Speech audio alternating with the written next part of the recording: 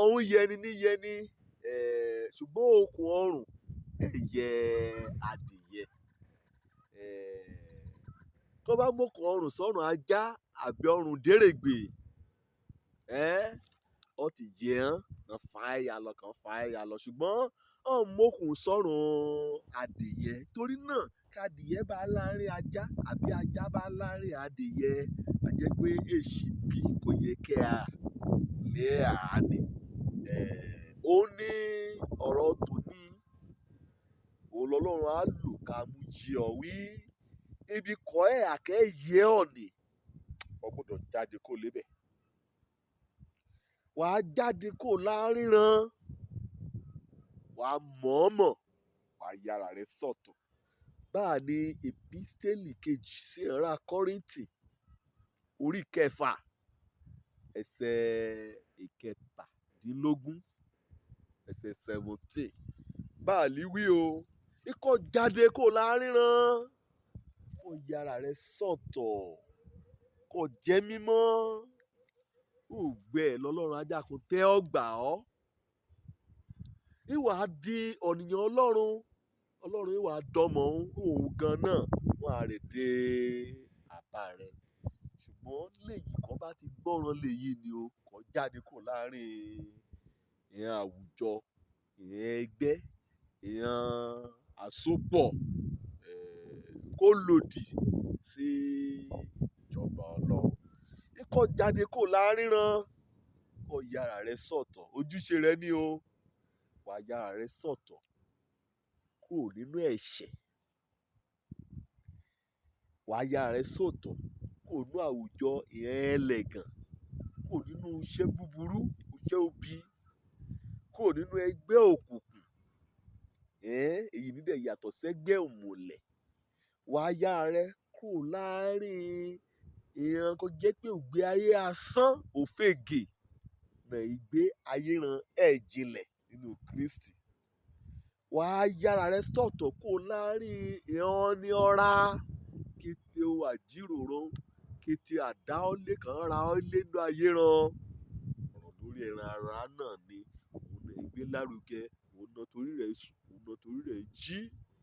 Wàá yára rẹ kúrò láàrin agbéraga ajákòmójú àtẹ́ńbẹ́lú ọmọ lọ̀mọ́rìn nítorí pé aláǹfààní àṣìlò.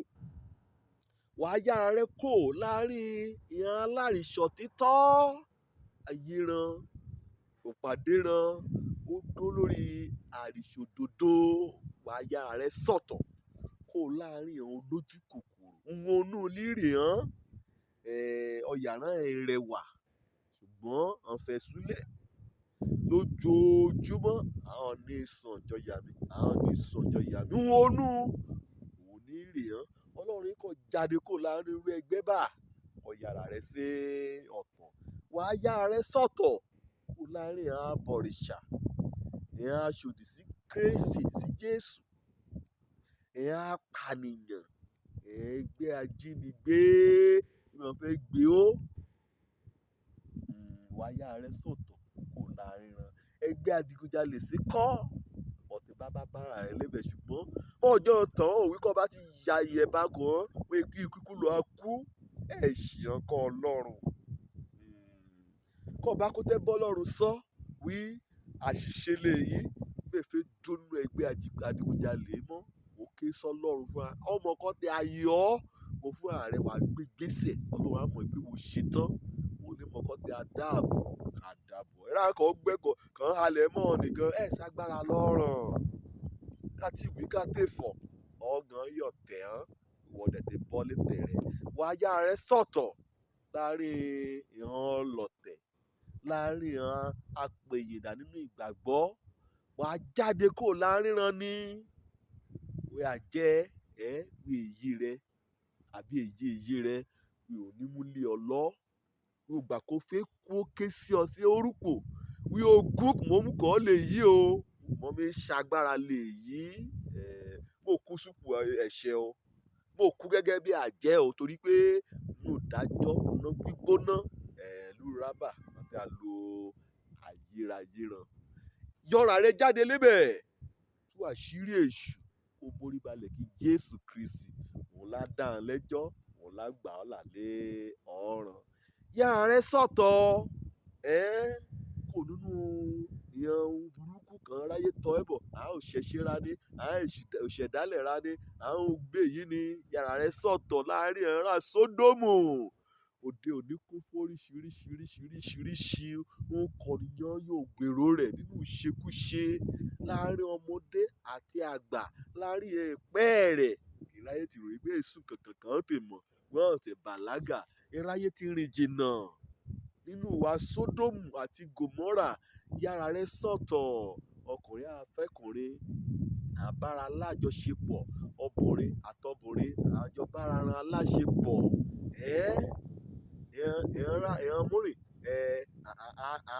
àṣùṣe akọ àti àṣùṣe abo. Èèyàn kan náà létí hàn, à ń ṣe àyípadà ọ̀raran. Ọkùnrin ajáko sọ́ra rẹ̀ dọ́kùnrin. Ọkùnrin á sọ́ra rẹ̀ dọ́kùnrin nípa ọṣẹ abẹ torí kẹ́yìn. Iye ríra lè ṣubú sínú ọmọ ènìyàn. Ọlọ́run wí kété hàn lè lọ nínú ayé. Ikọ̀ yára rẹ sọ́tọ̀ lébẹ̀.